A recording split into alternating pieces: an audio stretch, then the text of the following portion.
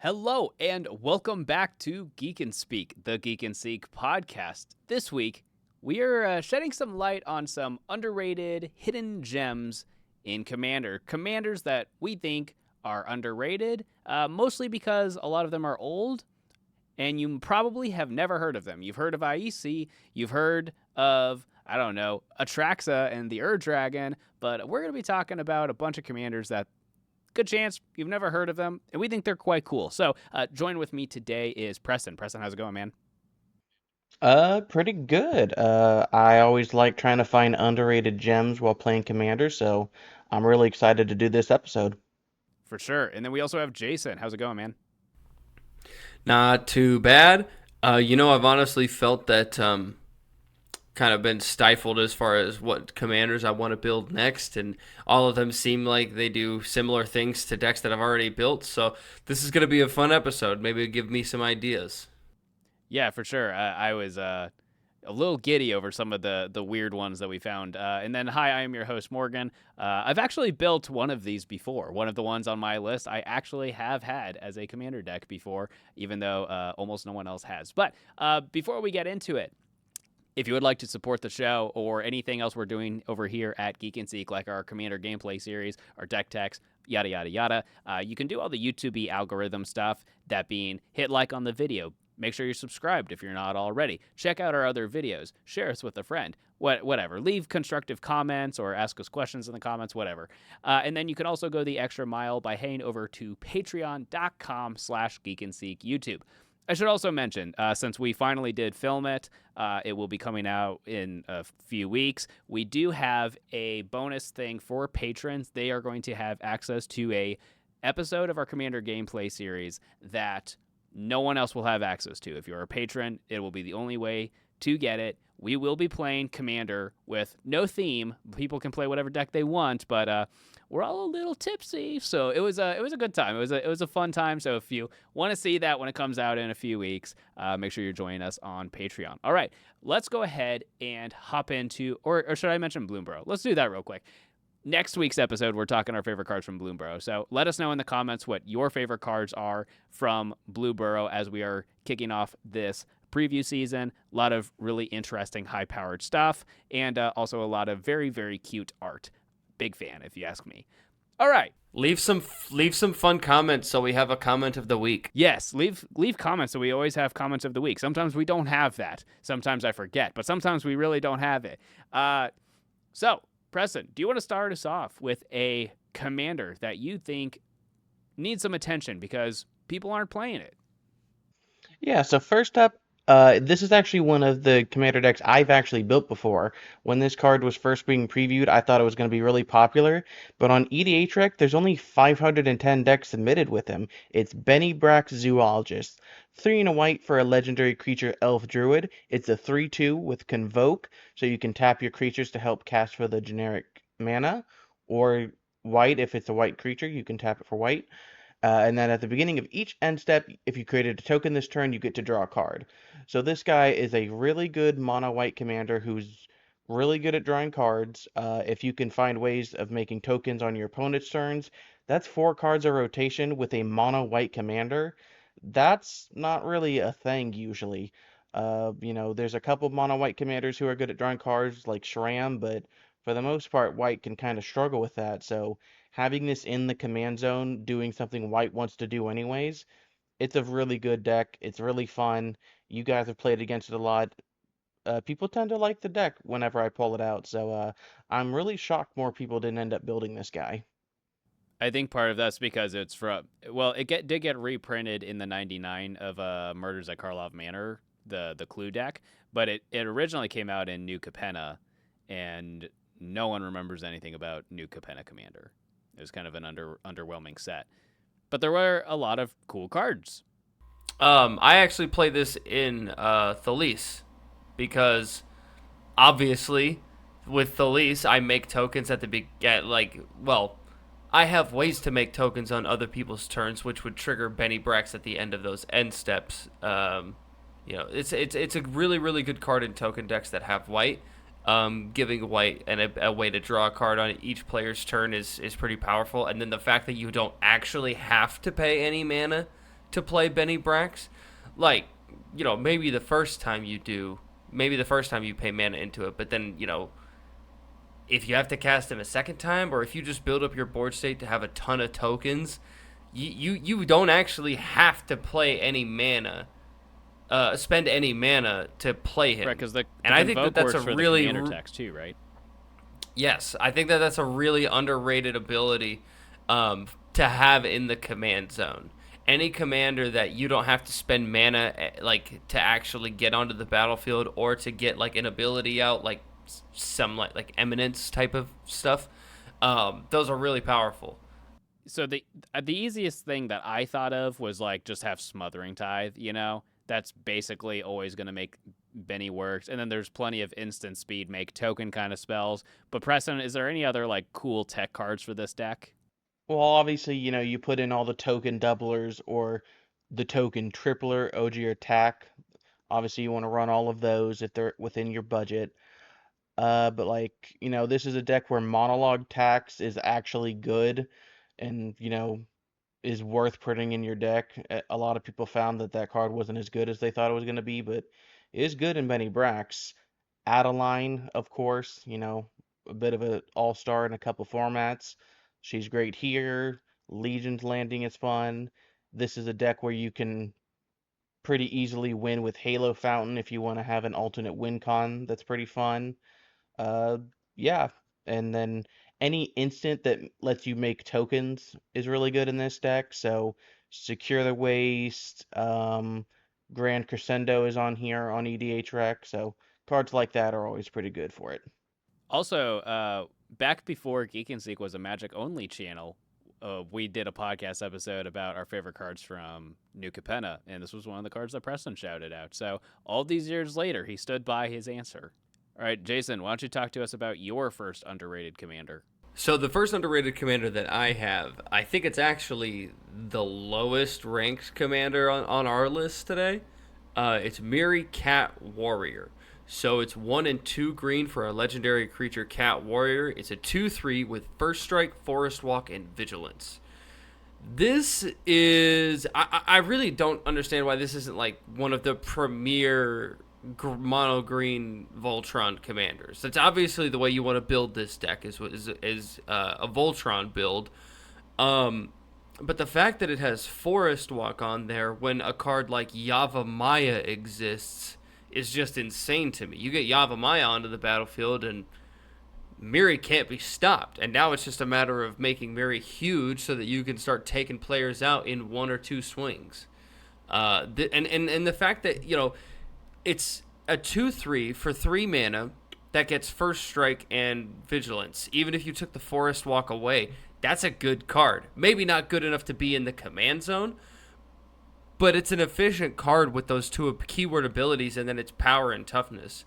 Also, being a Cat Warrior, those are some relevant creature types as of late. So there's definitely some synergies to be had there.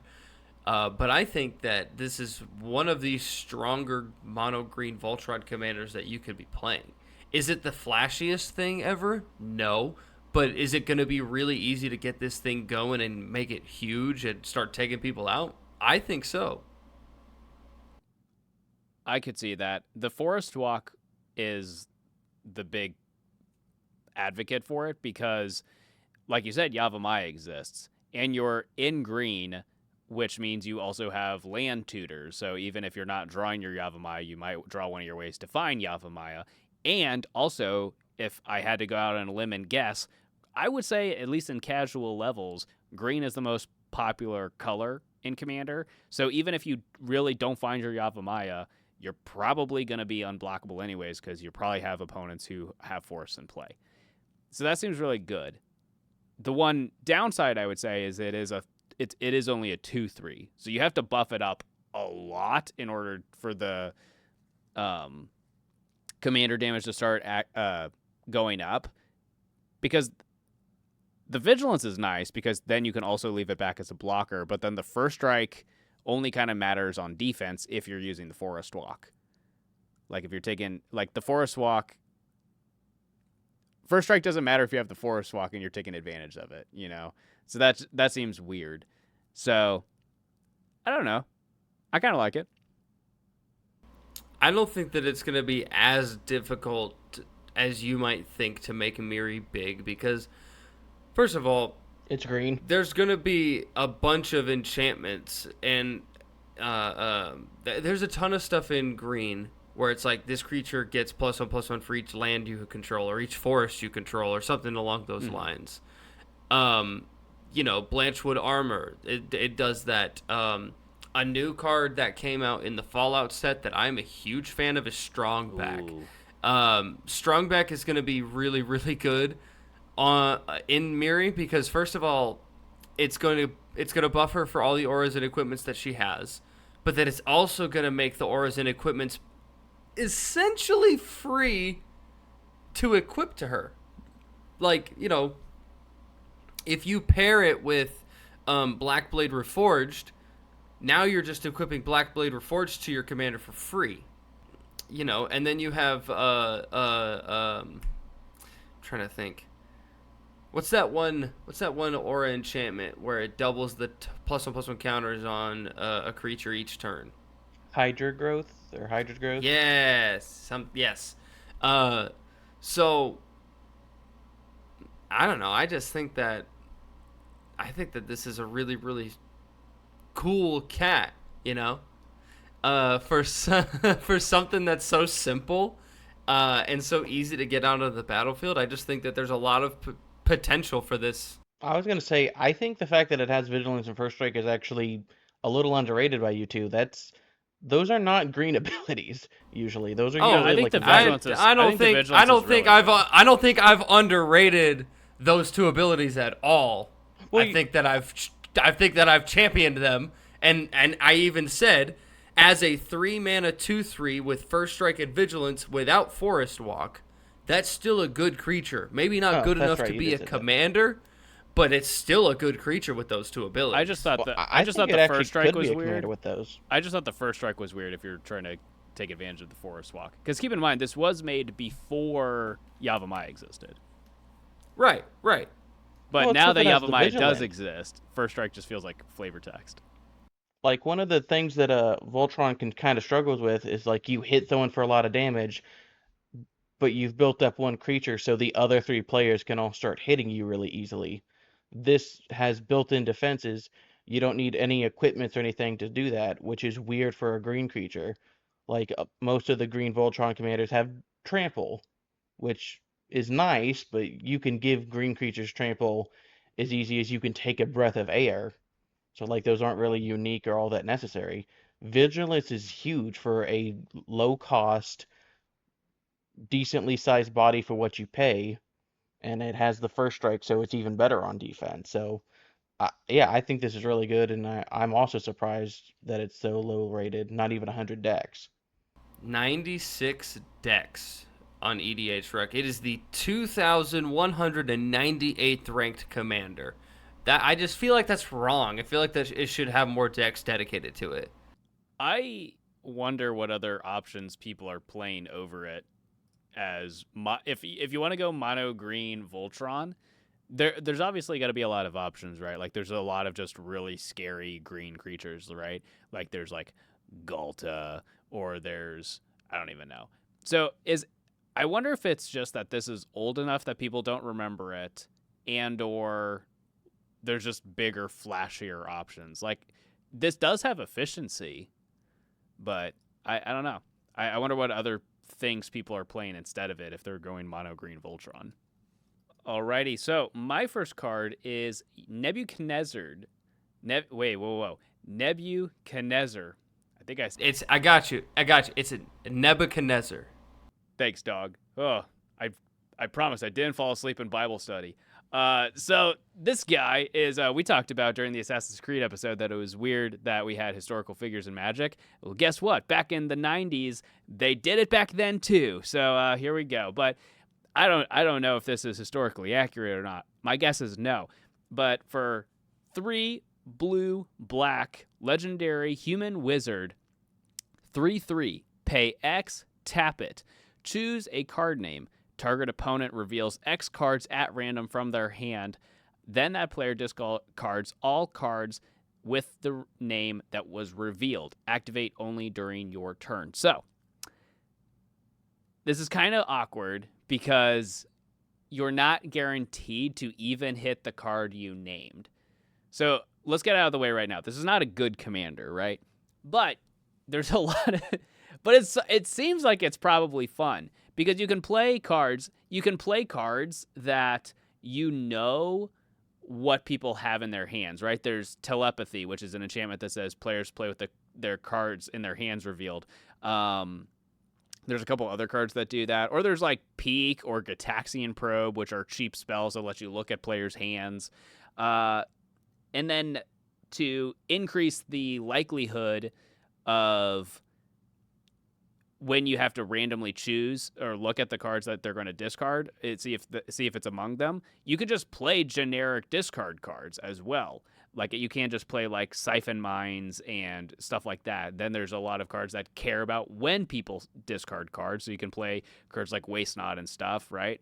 And then, there's another point I was going to make. It's really funny because you can hit lands with it. Like if someone's playing like a monocolor deck and they have a bunch of the same basics, you could theoretically make them discard more than one card. So that's kind of fun.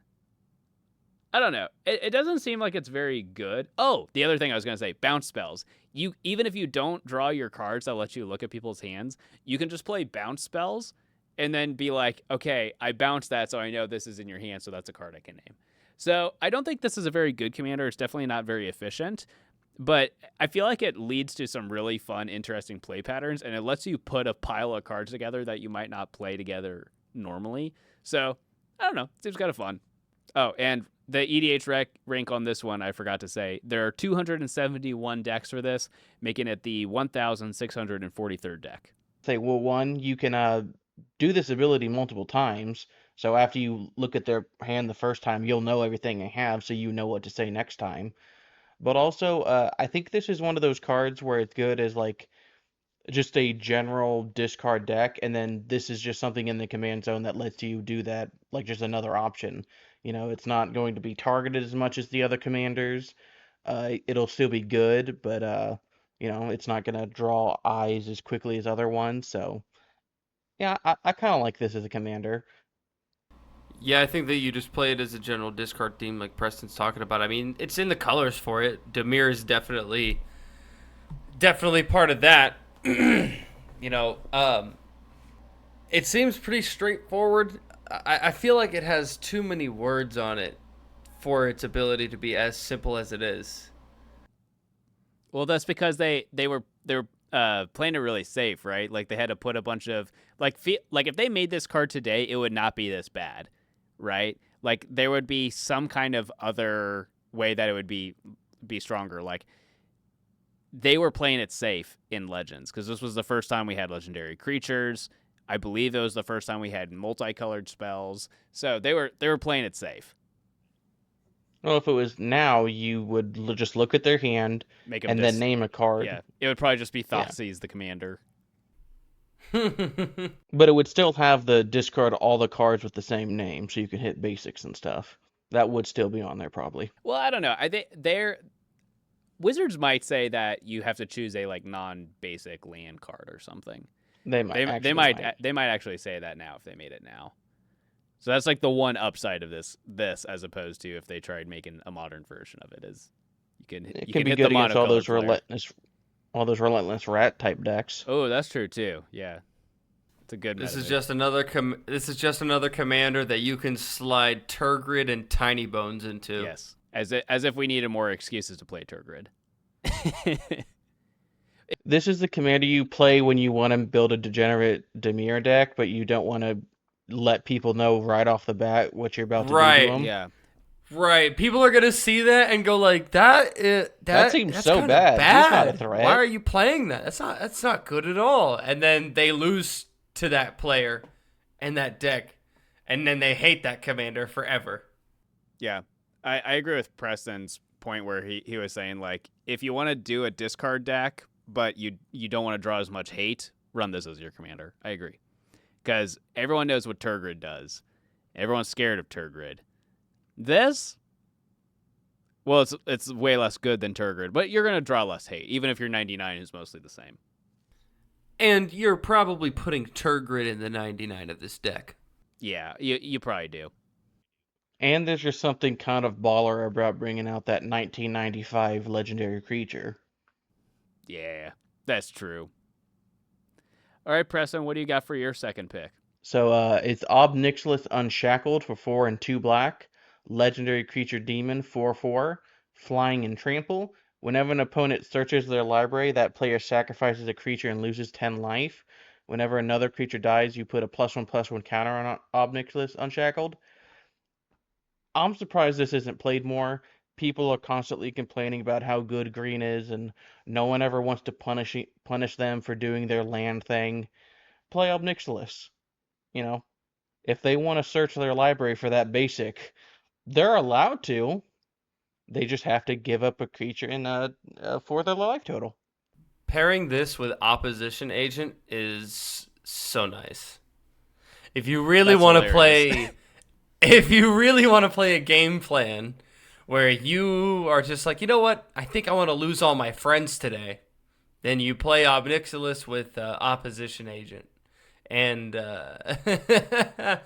oh god, that's what have I done? I think we cracked it. So you build an Nixilis deck, and then you play just a bunch of big, mean, scary things, right? So people see Nixilis, you have it in play, right? Because it's your commander, and then everyone's like, well, okay, I'll just hold on to these cards, right? I'm not gonna fire off my Rampant Growth. I'm not gonna play my fetch land, whatever, right?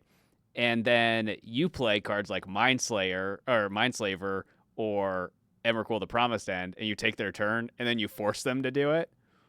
Oh, dude, we cracked it. You know, you could also play this in like a mono black tokens type of deck and sacrifice a lot of your tokens to make Nixilis huge, and then start swinging in with a flying trample big demon. Yeah, the Flample is impressive when it's going to exponentially grow over the course of the game. So, I mean, not only are you keeping people from doing something that their deck probably wants to do, and keep in mind also, like, more optimized play groups are playing fetch lands, right? So this is going to get huge and deal a ton of commander damage, even if the first ability doesn't matter as much. Yeah, that's scary. That's cool. I did have it in the 99 of a deck one time, but yeah, it would be kind of cool to see it as a commander. You can Field of Ruin, make all of your opponents lose 10, and go find a basic. Well, no, that's a May ability, isn't it? No, each player searches their library for a basic land. It's not a May. It's not a May. You have to search. Hey, we just built a really cool deck here, guys. Dude, has anyone ever died to a Field of Ruin? Because they're about to. Hey, Preston, what's the EDH rank on this one? This one has 398 decks, rank 1,432. Okay, yeah. Definitely on the low end. Jason, you have an interesting one. For the most part, we are choosing older commanders because a lot of the unheard of commanders are ones that they're old, and that's why you don't know them. But Jason has a new one for his next card. What do you have, Jason? So for the next card, I have a commander from Murders at Karlov Manor. So it is a bit of a newer set, but this is Ezrim, Agency Chief. I think I said that right. I don't know if I did. But it's 1 generic and then 2 white and 2 blue for a legendary Archon Detective. It has flying, and whenever he enters, you investigate twice, and then you can pay 1 and sacrifice an artifact, and he gains your choice of Vigilance, Lifelink, or Hexproof until end of turn. Oh, and by the way, he's a 5/5 with flying. You know, 5 mana 5/5 flyer that investigates twice when it ETBs. That's a decent card. You give it the ability to get Hexproof, Vigilance, or Lifelink with an artifact sack outlet on it. That's spicy. And it's a cheap one, too. Yeah. You pay 3 mana, sacrifice 3 artifacts, give him Vigilance, Lifelink, and Hexproof, and he also has flying. There's a lot of keyword abilities on that guy, dude. You know, and I can't believe it that there's only 311 decks listed on EDHREC for him. He's the 1562 ranked commander on EDHREC, and it's just, I don't know. I just feel like yes, you're making clue tokens, but they're artifacts, and with all the artifact synergy that's out there, and especially in these two colors, I find it really hard to believe that there's not more decks out there for him. It's also debatably the best colors for if you wanted to do clue shenanigans as well. Like I have a clue deck that's Esper, and I'm kind of just splashing black, if I'm being honest. Like I probably could have just made it an Azorius clue deck. So if you want to go that route, there is that option as well. Yeah, but I mean, in blue and white especially, there's going to be a lot of flicker effects. So, you can make a lot of clue tokens just by having him enter the battlefield multiple times. And then you throw in cards like Inspiring Statuary. Now all the clues that you're making are going to be able to, basically pay mana for your other spells that you're trying to cast. And I will say that there is a fair amount of synergy from the Murders at Karlov Manor set that's going to go with this deck. So you're probably going to be looking at those cards most of the time when you're building it. But there's just so much synergy for artifacts out there that I just can't believe that there's only 311 decks made for this guy. Are you just trying to? And I mean, it's a out? 5. Like, is that? The it's plan? A 5/5.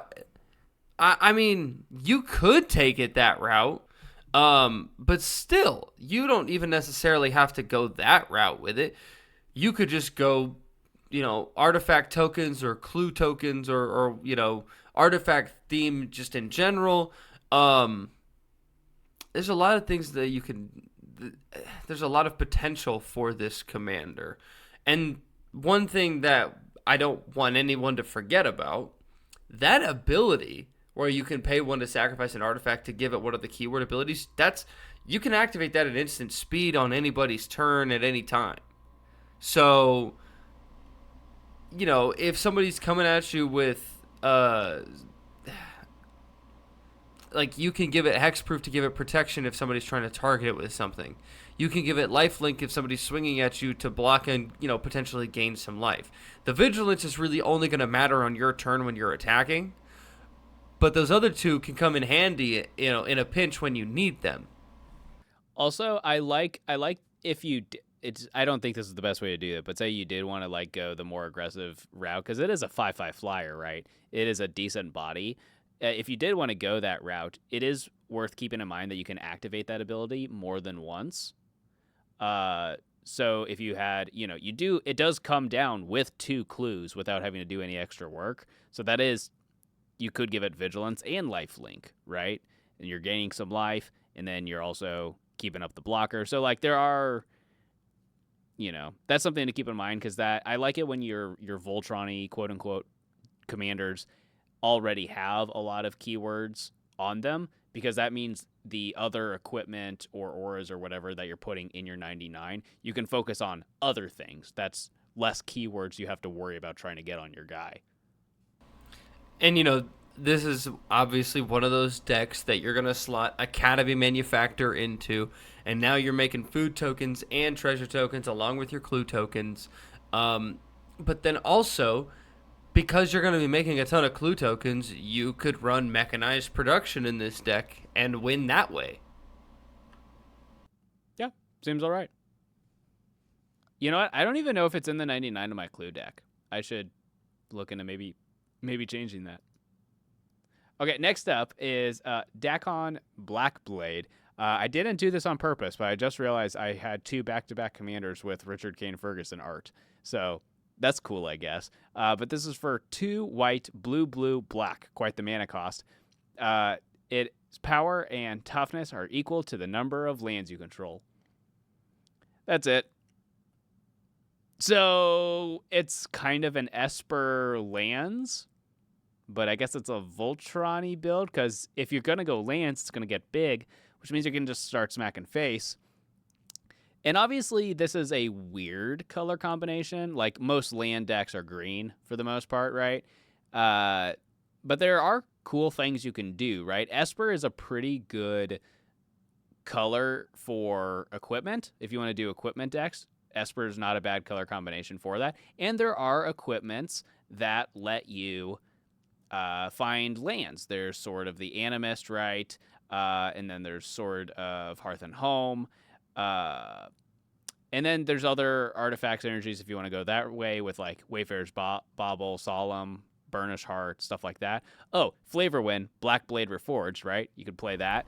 I was so hoping. Yes. And then also white is the catch-up ramp color, right? Like, I would say that outside of green, the best land ramp color is white. So if you just sequence your turn right, you're basically just ramping, right?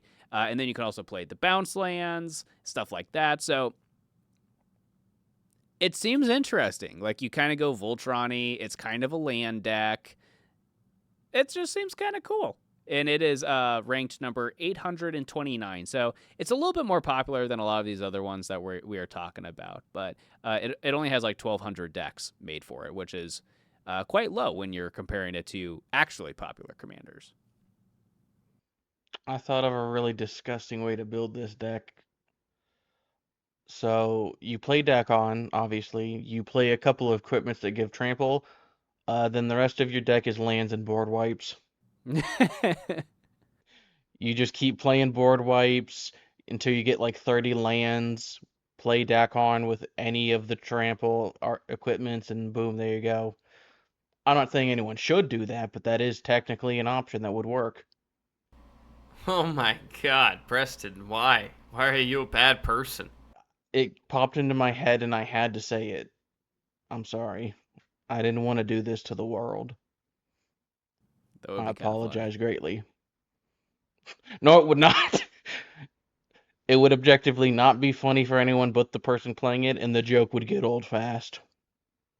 It is pretty sick art, too. The art is sweet. It is some of the only good-looking creature-based old art I've seen. What is interesting to me is the flavor text when it's Dakkon's quote. It says, "My power is as vast as the plains." Makes sense. There's white in the cost. My strength is that of mountains. Huh? There's no red. What are you talking about? And then each wave that crashes upon the shore thunders like blood in my veins. Which there's the blue. So maybe this was supposed to be Jeskai? I don't know. I just think it's funny that he talks about mountains and there's no red in his commander cost. Maybe they just couldn't think of a way to make it a longer, edgier quote, so they just had to throw something else in there. They didn't think about the Every wet time... like the swamp. Yeah. Gross. All right. On that happy note, Preston, what is your last card? So my last one is Ulasht the Hate Seed for 2, a red and a green. It's a 0/0 legendary creature, Helion Hydra. It enters the battlefield with a +1/+1 counter on it for each other red creature you control, and a +1/+1 counter on it for each other green creature you control. And then he has pay 1 generic, remove a +1/+1 counter from Ulasht, choose one. You can either deal 1 damage to target creature, or you make a 1/1 green sapling creature token. This has currently 427 decks on EDHREC, which makes it 1,392 in the ranking. So this one just seemed like a really cool potential combo commander. You either get to make a bunch of little tokens, or you get to start dealing damage to creatures for 1 mana and removing a +1/+1 counter. There are definitely a couple ways to go infinite with that, and it seemed like pretty strange for a Gruul commander to try to do something like that, which I thought was kind of nice. So I think this is an interesting one. I'm kind of surprised more people haven't played it. It's a kind of newer commander. Which set is it from? Well, the original Which printing's one is from that? Guild Pack, which is like, Oh, I don't know, okay. 2011 or something. Okay, I was looking at a newer version, that's why. I think the art on this is sweet. I think it's like one of the coolest looking cards that we have on this list.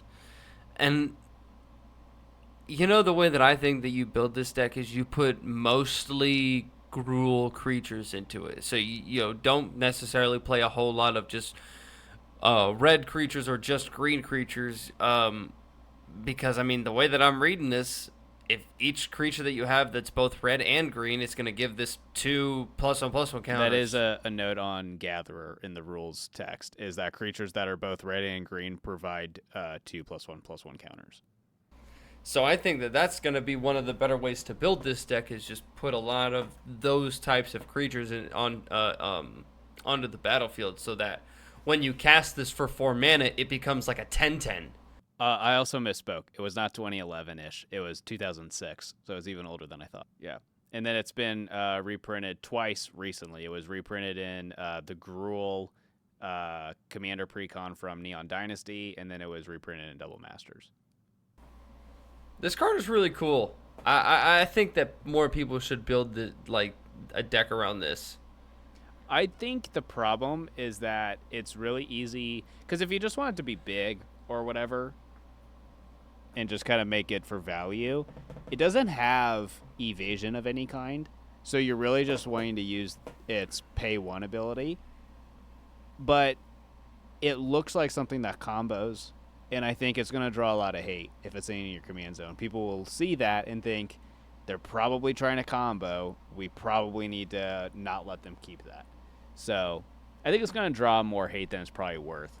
The only other thing I would say as far as a downside is if you don't have any other creatures on the battlefield, you can't play it because it'll just enter as a 0/0 and die. So yeah, you do already have to have a big board. Do you go tokens with it? Like, are there any that's easy to make? Definitely an option.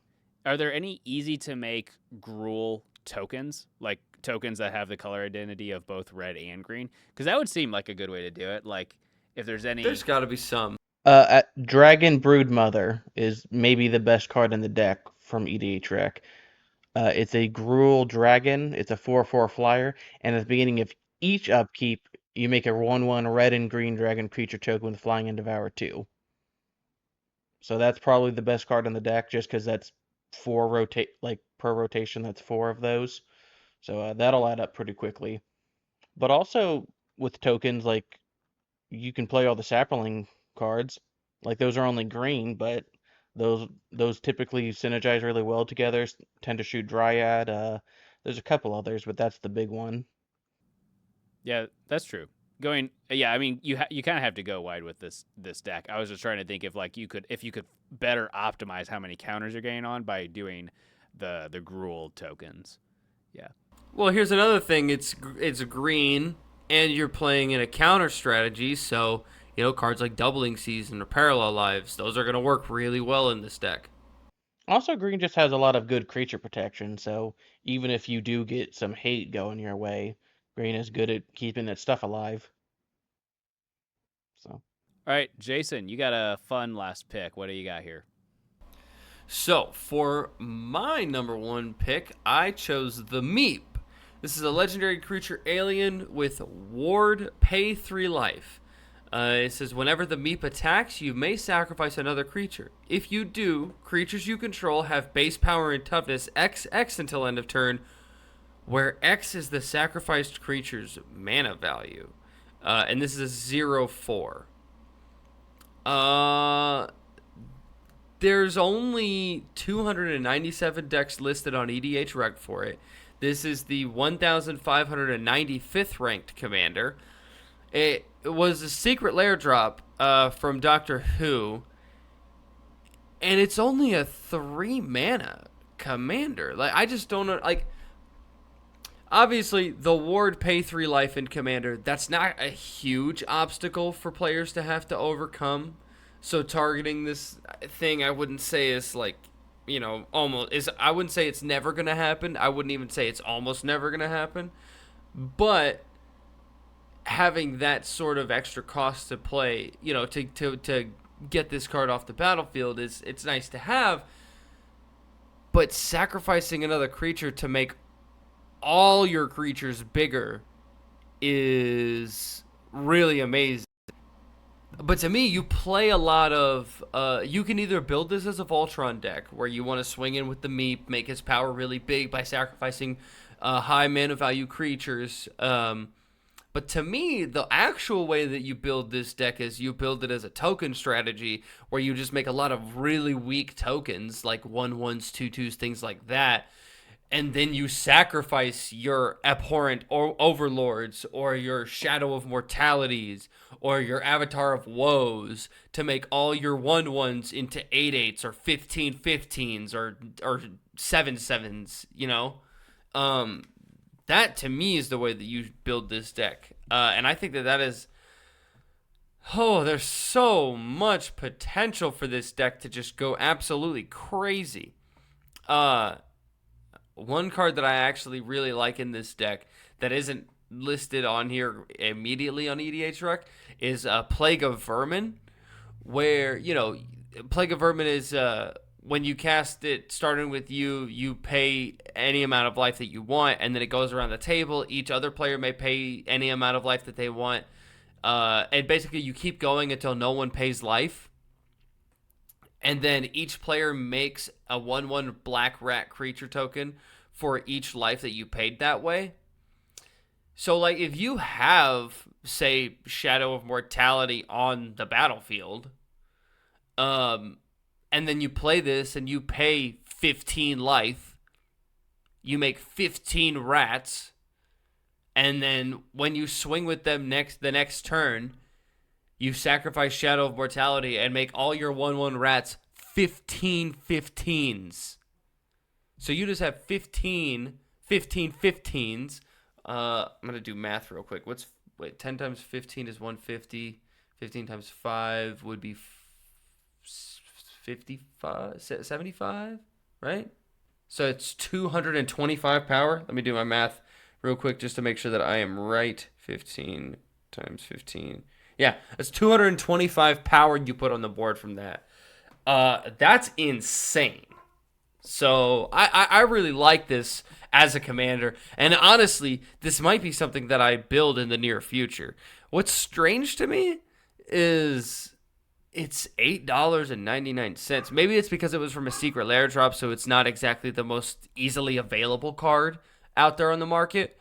But I just think that this is a really, really cool commander, and it's just surprising to me that not a lot of people have built decks around it. Yeah, not only is it a secret lair exclusive card, but it's also a card from a Doctor Who secret lair, so not as many people bought it. Like, Doctor Who is not popular. Yeah, but I mean, as like you can go and buy this as a single from yeah, game but that stores meant on someone TCG. yeah, but that meant someone else had to buy it and then put it on the secondary market, right? So I think you're right though that it's probably pretty sweet to build because Black does have a decent amount of like token generators to go wide, but it also just has a lot of just like small efficient creatures that like maybe it's just like a 1/1 with Death Touch or something, or a 1/1 or something that says like when it attacks or dies, do a thing. There's just a lot of small efficient creatures, and then you play a handful of big creatures that like once you have a decent board, you slap down a really big something or other. That way, when you go into combat with the Meep and the rest of your puny guys, you sacrifice those. You're like, someone's finna die, someone's gonna die. Also, something tricky you can do is there's cards like Phyrexian Fleshgorger, which is the prototype thing from Brothers War. So you can prototype it, so it's only like 3 mana to get it onto the battlefield, but the game recognizes it as a 7 mana card. So that's kind of a tricky thing you can do with it. So I like it. It's cool. I also I like what you're saying about Black having a lot of low power, like just efficient creatures. I just love the thought of turning a Blood Artist into from a 0/2 into like a 10/10. Yeah, that would be really funny. Hitting someone for 10 with a Blood Artist, that just sounds so fun. Oh, also because it's Black and you can do like Cabal Coffers with Urborg or whatever, that also means that it's really easy to just go, or even Nykthos, because you're a monocolor deck, you could even go Nykthos. It's really easy to just play these really big haymakers like Eldrazi or whatever, like as your top end cards. This is a commander who works really well with Shadowborn Apostle or Relentless Rat type strategies. There's an option if you want to do one of those. This card's kind of sweet, guys. Yeah, it's cool. Pretty cool. I've liked a lot of the commanders we're talking about today. These are all pretty cool. I don't know what the lore is for Doctor Who as to like why this card does this, because it's kind of like a cute little gremlin looking dude, you know. And then I just imagine he just like, oh, look at this guy, and he just like goes like bananas on someone. I was gonna say, isn't he just so stinking adorable? Until he The flavor text is all hail the Meep, so this has to be like some kind of meme or something for those guys. Like he's got to be like the guy. He's got to be the guy. Yeah. Yeah. Cool pick. All right. So, my last card is the one that I have built in paper. This is Selenia Dark Angel for 3 white and a black. 3/3 Phyrexian Angel with flying. And it has an ability that says pay 2 life and return it to its owner's hand. That's it. Pretty simple. Probably not very efficient by today's standards. It is also on the reserved list, so MTG Finance, go get one because they're only like $4. So the reason I actually really like this card is if you specifically want your life low on purpose. So I have a mono black life swap deck. And for a while, I experimented with it being Orzhov because there's a lot of really cool white cards that also care about your life total being low. I just personally decided after a while I preferred the mono black version and switched it back. But when it was an Orzhov deck, this was the commander. Because when you activate the ability, with that trigger still on the stack, you hold priority and you activate it again, and you activate it again, and you activate it again. And you can set your life total. So, for example, there's an enchantment in white that says at the beginning of your upkeep, if your life total is 1, you win the game.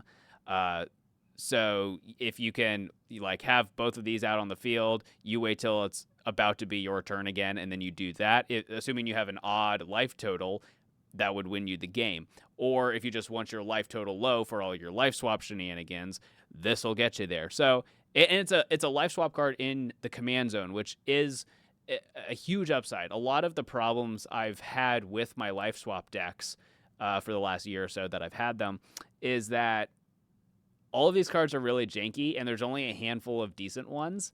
So actually having one in your command zone was very, very nice. Yeah, I think that had you played this as your commander in the least played colors episode, I think you might have won that game. Because, you know, clearly some things happened that prevented you from winning that game. Yeah. May or may not have been my fault. But this is a really, really cool card. Any card that you can activate its ability multiple times without that first ability resolving, like just putting the ability onto the stack, there's gonna be some combo-y type stuff that you can do with it almost any time, no matter what the ability is. The one thing that I will say that I am not a huge fan of is the fact that it's a 5-mana 3/3. Yeah, it's got flying, but it's still a 5-mana 3/3. Yeah, but you're doing it for the ability. You do it for the ability. You, of course. And them titties. Yeah, that too, I guess. I don't know. If you try going after that, you're probably going to catch something. It is a Phyrexian. It is a Phyrexian. You know what that would just make me? If I did go with this beautiful little angel Phyrexian lady, you know what I would be? I would be complete. That's cringe. I forgot to mention, it only has 716 decks on EDHREC, which makes it ranked number 1,115.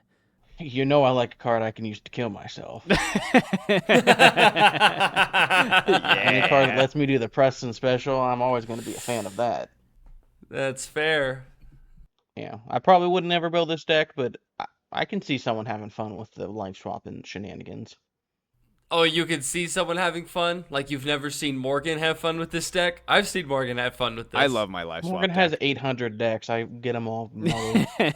I honestly think building it as a life swap deck the way that you did, Morgan, is such a unique way to build a deck. It's so cool and fun, and just you can really get people out of nowhere, especially if you play cards like Emergent Zone, and you can just like randomly, activate it to start playing stuff at flash speed, or if you put Yeah, like that's true.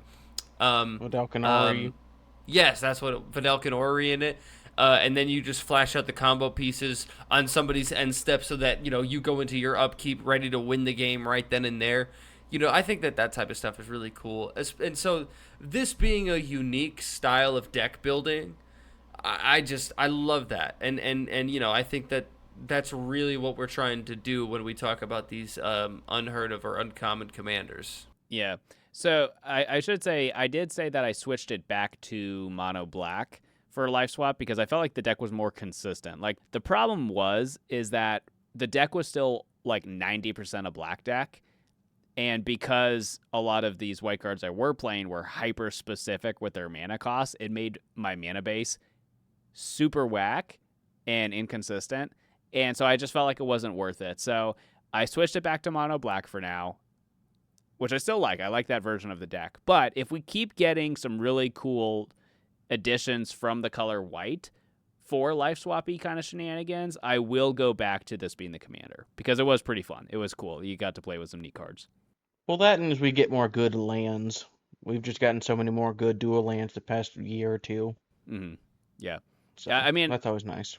I think the balance for me is that it did have a lot of dual lands and stuff, but I wanted to still have some. I still wanted a decent amount of basic, so I could still run like, cards that cared about basics. So it was a challenge to find that balance. All right, well, guys, I think that's going to do it for our list. So those are unheard of commanders that we think are really cool. So like I said, I've already built Selenia. Preston, you've already built Bennie Bracks. What do we think? Are we going to build any of these? The one that I'm most likely going to build is probably the Meep. That's so fun. And if not, it's going to be Mirri Cat Warrior. I already have a mono green deck with Finn, but I don't know, outside of Dog Meat, I don't know that I actually have a Voltron commander deck. So maybe this is the Voltron deck that I've been looking for. I think that this is a really, really cool commander, and I think that there's a lot of potential for this to just blow people away. Yeah. What about you, Preston? Are you going to build any of these other ones? Well, if for some reason I ever decide to leave the group, my final game is for sure going to be Nixilis. Like, that's how I'll make you guys remember me if I ever decide to leave for some reason. I'm kind of surprised that your last deck wouldn't be Selenia Dark Angel. That way, if things go wrong, you'll always have that option to kill yourself. I'll find a way to kill myself, don't worry. It is. I'll make one of you gain control of Nixilis, then do 5 sack lands at a time. It is a black deck. There are a lot of just like ways that he could just do it if he wants to. Yeah, I would say that the two black decks we talked about, Nixilis and the Meep, are probably my two favorite, because as we were saying here brainstorming, I was like, dude, these sound really fun. So, well, I don't know. Nixilis is kind of brutal, but fun, Meep seems really cool. Dakkon Blackblade I could see maybe building. So yeah, these are pretty cool. I liked a lot of the cards we talked about today. If I ever played Dakkon Blackblade, I wouldn't cast him until I had Blackblade Reforged in my hand. Because I need that flavor. White is good at finding equipment. That's true. That's true. How far do you take it? Do you add Gideon in the deck too, just to keep the story going, to keep the flavor going? Do you add the other Dakkons in the deck for flavor? How far do you take it? Just flavor it up all the way, baby. All the way. It's all flavor. Also, we're seasoning it in this. Richard Kane Ferguson also recently came back to start doing Magic art again. You could just make it a Richard Kane Ferguson art deck. That actually might be kind of cool too. Like there's yeah.